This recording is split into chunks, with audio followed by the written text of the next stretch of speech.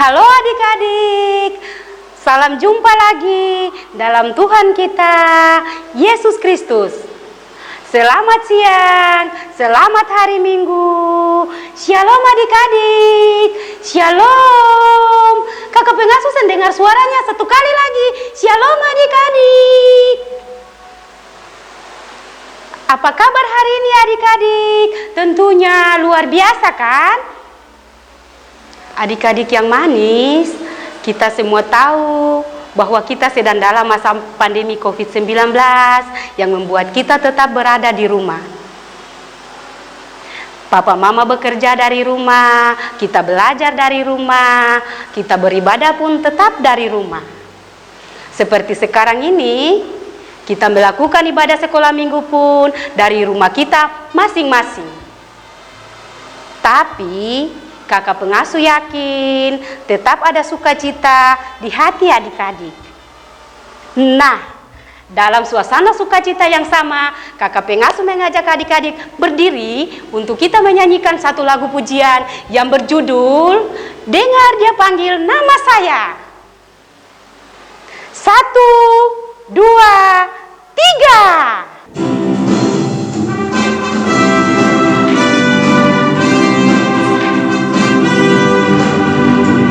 Dengar Dia panggil nama saya, dengar Dia panggil namamu, dengar Dia panggil nama saya, juga Dia panggil namamu. Ku jawab ya, ya, ya. Ku jawab ya, ya, ya. Ku jawab ya Tuhan, ku jawab ya Tuhan, ku jawab ya.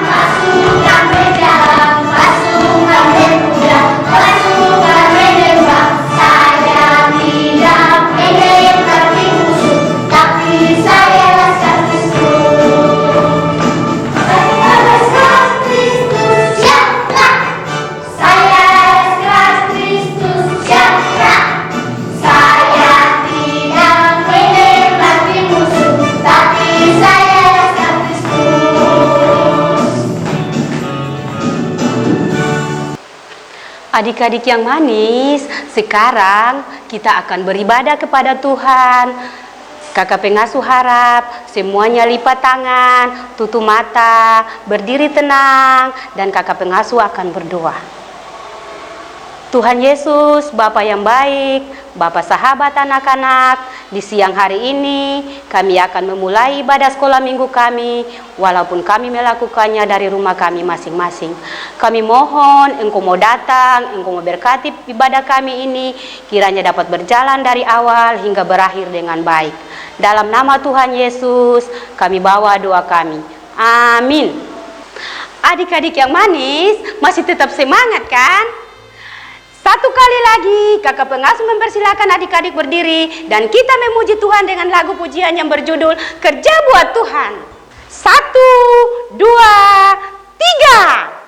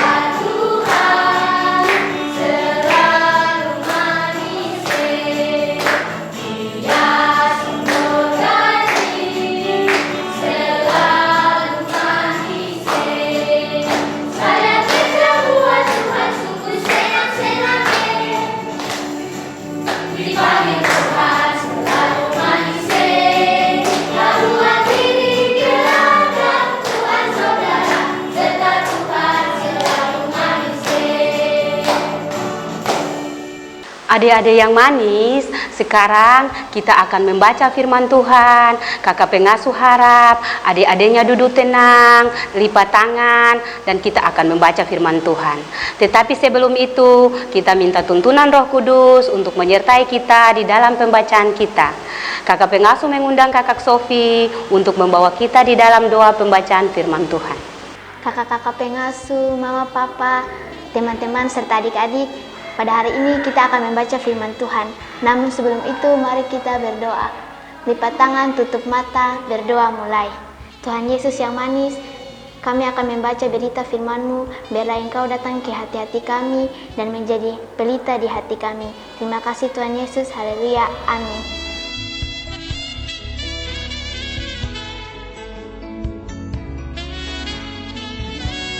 Pembacaan Alkitab kita di saat ini terambil dari kitab Kudus Perjanjian Lama 2 Tawarik 29 ayat 1 hingga berakhir pada ayatnya yang ke-36 dengan judul Raja Hizkia.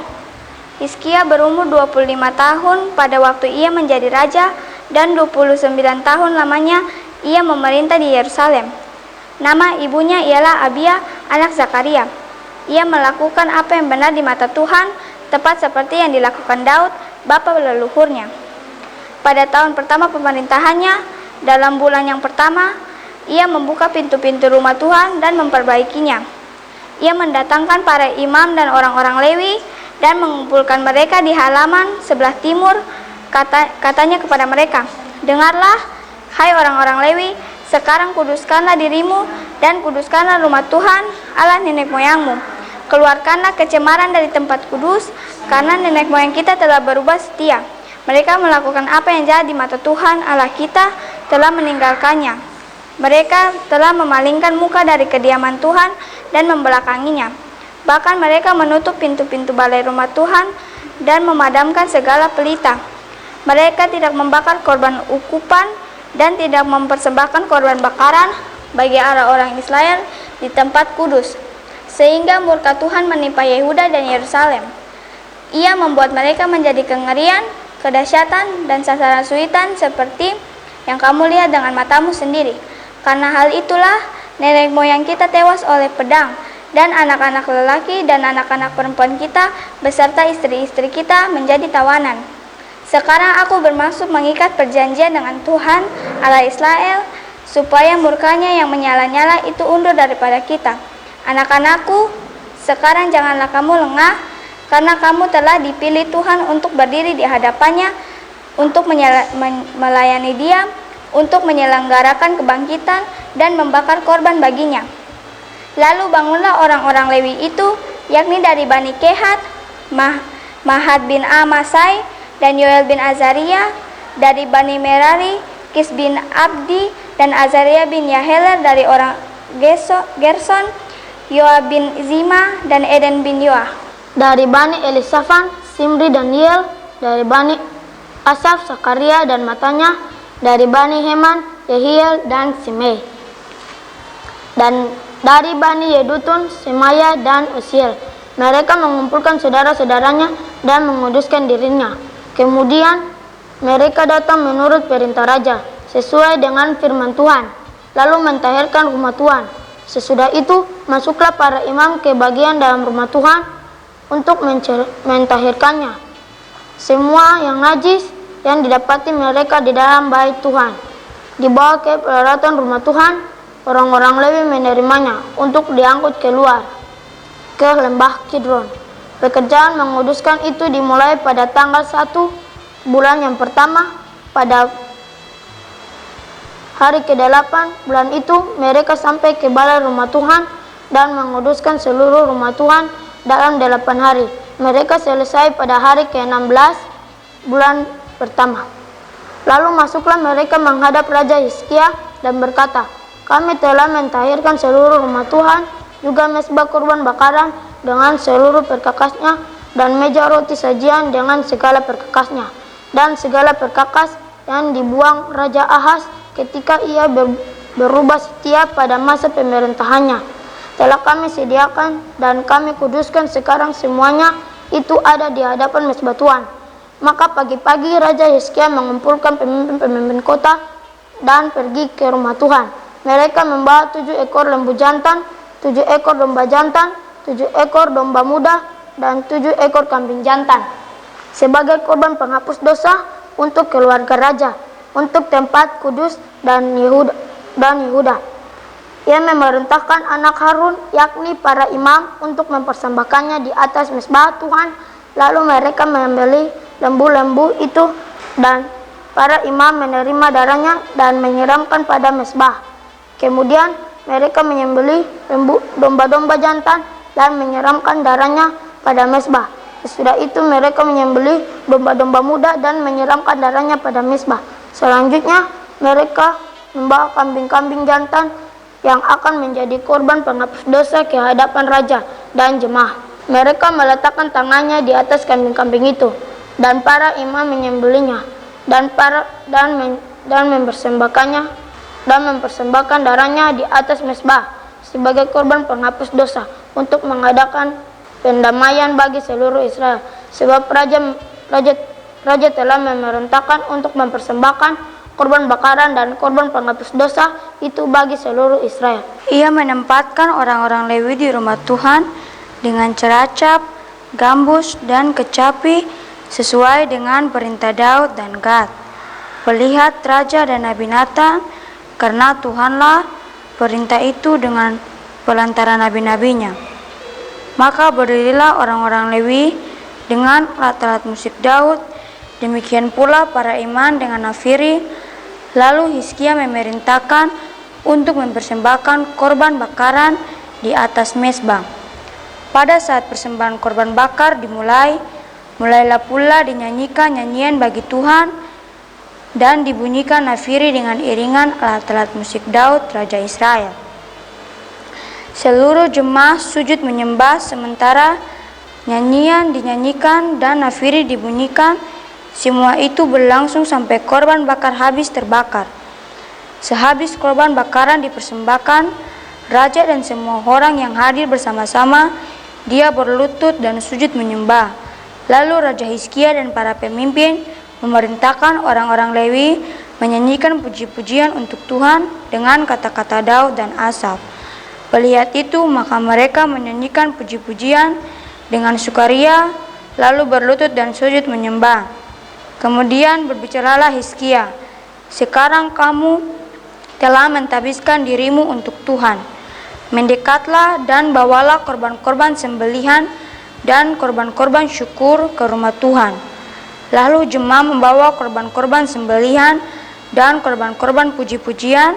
Setiap orang yang rela hati membawa korban, juga korban-korban bakar. Jumlah korban bakar yang membawa jemaah ialah lembu 70 ekor, domba jantan 100 ekor, dan domba muda 200 ekor. Semuanya sebagai korban bakar bagi Tuhan. Persembahan kudus terdiri dari lembu sapi 600 ekor dan kambing domba 3000 ekor. Tetapi jumlah iman terlalu sedikit sehingga mereka tidak sanggup menguliti semua korban bakaran. Oleh sebab itu, saudara-saudara mereka, orang-orang Lewi, membantu mereka sampai pekerjaan itu selesai dan sampai para iman menguduskan dirinya. Sebab orang-orang Lewi itu bersungguh-sungguh menguduskan dirinya daripada para iman. Lagi pula, korban bakaran itu banyak, dengan segala lemak korban keselamatan dan segala korban curahan. Pada korban-korban bakaran itu, demikian ibadah di rumah Tuhan ditetapkan kembali. Hizkia dan seluruh rakyat bersukacita akan apa yang telah ditetapkan Allah bagi bangsa itu, karena hal itu terjadi dengan tak sangka-sangka. Demikianlah firman Tuhan. Kata Tuhan Yesus, "Barang siapa yang bertelinga, hendaklah ia mendengar." Amin. Shalom adik-adik semua. Di siang ini kakak pengasuh akan bercerita tentang Raja Hizkia. Iya adik-adik, sebelum kakak pengasuh cerita, kakak pengasuh ingin adik-adik semua duduk yang manis. Iya adik-adik yang manis. sebelum kakak pengasuh cerita tentang Raja Hizkia, kakak pengasuh ingin bertanya pada adik-adik yang ada di rumah maupun di mana saja berada. Kira-kira di antara adik-adik, siapa yang pernah menjadi ketua kelas? Ayo, siapa? Atau yang pernah menjadi ketua pramuka? Atau yang pernah menjadi pemimpin di sekolah minggu? Iya adik-adik, kakak pengasuh yakin adik-adik pasti pernah menjadi ketua dan pemimpin-pemimpin. Iya adik-adik yang manis, menjadi ketua atau pemimpin yang baik ada punya syarat-syaratnya. Di antaranya adalah adik-adik harus pintar dan berani. Karena dengan pintar dan berani adik-adik bisa menertibkan teman-teman. Adik-adik bisa mengayomi teman-teman. Bahkan adik-adik bisa menjadi teladan yang baik untuk teman-teman. Iya adik-adik yang Tuhan Yesus kasihi. Ketika adik-adik menjadi ketua atau pemimpin-pemimpin, juga yang kalian alami juga dialami oleh Hizkia. Hizkia sebagai raja yang memerintah di kerajaannya di bangsa Israel, Raja Hizkia pun seperti adik-adik. Ya adik-adik yang manis, Raja Hizkia ini adalah suatu tokoh Alkitab yang sangat hebat. Dia semasa pemerintahannya, dia hidup takut akan Tuhan. Nah, kakak pengasuh yakin adik-adik di rumah juga hidupnya takut akan Tuhan, bukan? Iya adik-adik yang manis. Raja Hizkia memiliki seorang ayah, papanya bernama Papa Ahaz, sedangkan mamanya bernama Abia. Nah adik-adik yang manis, Raja Hizkia semasa pemerintahannya dia adalah mitra atau kawan sekerja Allah.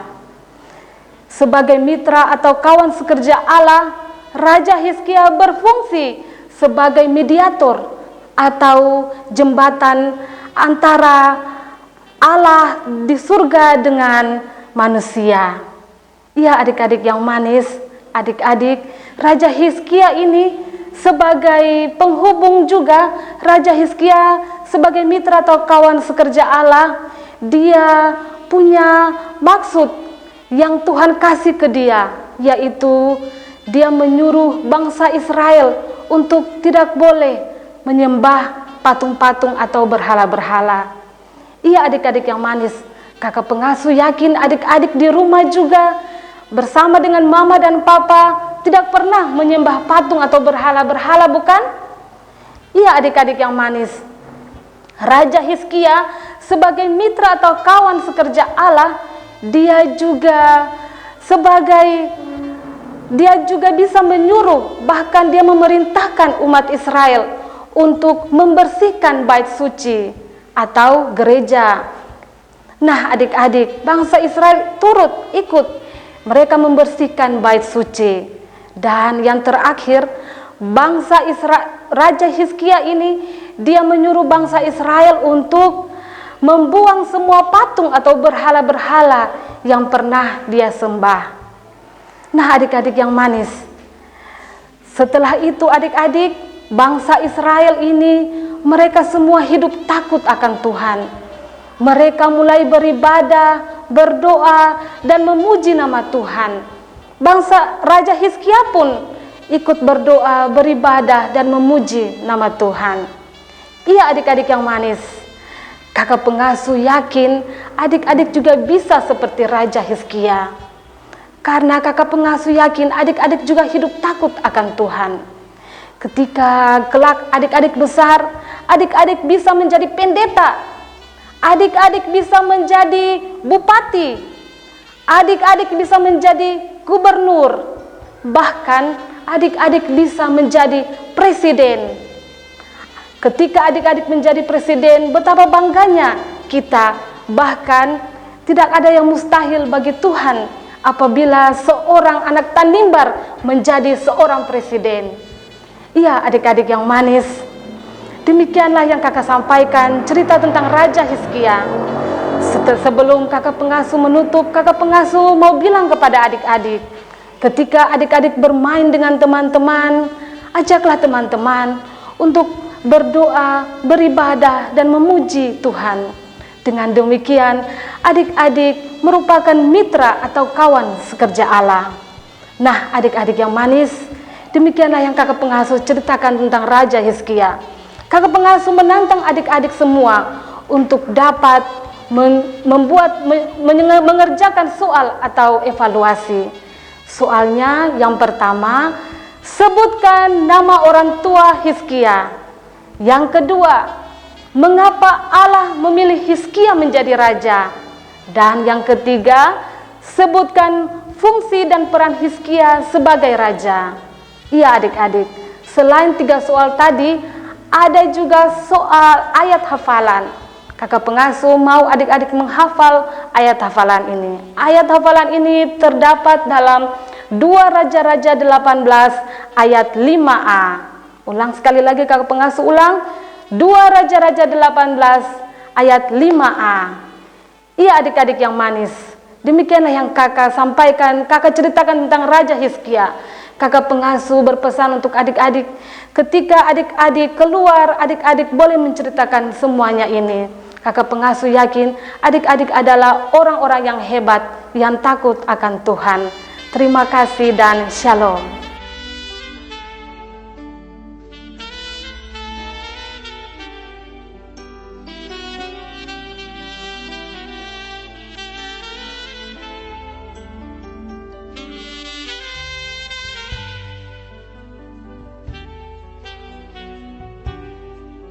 Iya, adik-adik, sebelum kita memberikan persembahan syukur kita kepada Tuhan, kakak pengasuh mengajak kita untuk berdoa. Mari kita berdoa. Tuhan Yesus, korban yang hidup, di saat ini kami datang dan bersyukur kepadamu, karena kami masih merasakan berkatan penyertaan-Mu sampai saat ini. Di saat ini ya Tuhan, kami akan memberikan persembahan-persembahan syukur kami kepadamu. Kiranya Bapa berkenan menerima dan memberkati akan benda-benda yang mati ini, menjadi karunia yang hidup dan akan dipergunakan untuk perluasan pekerjaan-Mu di tengah dunia. Amin.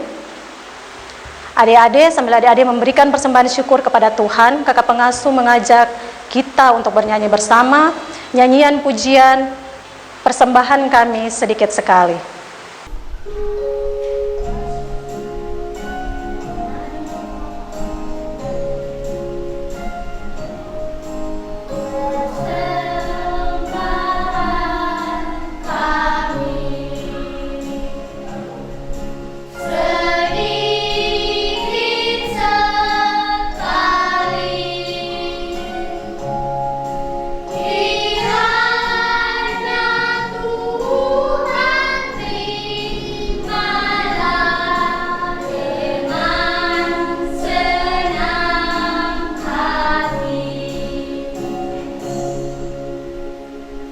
Anak-anak yang dikasihi dan diberkati Tuhan Yesus Kristus, siapkanlah seluruh hati dan hidup anak-anak, dan kita ada dalam doa syafaat. Ada dalam sikap berdoa, lipat tangan dan tutup mata. Karena kita berdoa, kita berbicara dengan Tuhan Yesus. Mari kita berdoa. Tuhan Yesus, sahabat kami, anak-anak-Mu, Tuhan Yesus yang selalu peduli di atas ketidakpedulian kami. Tuhan Yesus yang selalu setia di atas ketidaksetiaan kami. Kami bersyukur dan berterima kasih atas kebaikan Tuhan bagi kehidupan kami. Tuhan boleh menjaga, memelihara hidup kami, memberikan nafas kehidupan bagi kami yang kami nikmati hingga saat ini. Kami ada bukan karena kuat dan hebatnya kami Tuhan, tetapi semua karena cinta kasih Tuhan yang nyata di sepanjang hari-hari hidup ini. Ya Tuhan, sahabat kami anak-anak, kami datang untuk menggumuli seluruh kehidupan kami. Namun kami mohon ampun atas segala dosa dan pelanggaran kami Tuhan, yang selalu dan senantiasa kami perbuat melawan titah dan kehendak Bapa di sorga. Baik itu lewat dosa pikiran, perkataan maupun perbuatan yang kami lakukan menyakiti hati sesama kami, menyakiti hati orang-orang yang kami kasihi, terlebih menyakiti hati Tuhan Yesus sendiri. Ampunilah kami Tuhan Yesus, sucikanlah kami, tebus dan baharui kami, agar kami layak di hadapan-Mu Tuhan. Ya Tuhan Yesus, sahabat kami anak-anak, di saat ini Tuhan Yesus kami datang menggumuli kehidupan seluruh anak-anak asuhan kami, dari jenjang batita sampai jenjang remaja bahkan katekisasi, pada sektor 1 sampai dengan sektor 20, dengan segala kepelbagaian kehidupan anak-anak asuhan kami, dengan aktivitas-aktivitas yang mereka lakukan, proses belajar mereka di rumah, proses bermain mereka di rumah, Tuhan pun menjaga dan memelihara seluruh kehidupan mereka. Kami percaya bahwa tangan Tuhan senantiasa ada untuk melawat kehidupan mereka. Ya Tuhan Yesus, kami pun berdoa bagi kami sebagai para pengasuh, yang Tuhan boleh utus dan pakai kami untuk mewartakan kabar sukacita bagi anak-anak asuhan kami.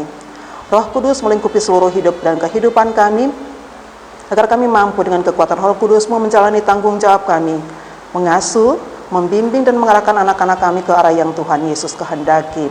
Kepelbagaian tugas dan tanggung jawab kami pribadi lepas pribadi, rumah tangga lepas rumah tangga, dengan tanggung jawab kami masing-masing diberkati oleh-Mu Tuhan. Ya Tuhan, ya Allah kami, untuk penyakit pandemi COVID-19 yang sementara mewabah di seantero dunia ini, ya Tuhan Yesus kami berdoa, Tuhan jaga, pimpin dan bentengi kami dalam kehidupan kami, lakukan segala hal-hal yang tidak kami inginkan, lalu Tuhan memberikan yang terbaik, kehidupan yang kekal bagi seluruh kehidupan kami dari hari lepas hari. Ini kami Tuhan Yesus dengan doa syafaat kami, pergumulan seluruh kehidupan kami Tuhan.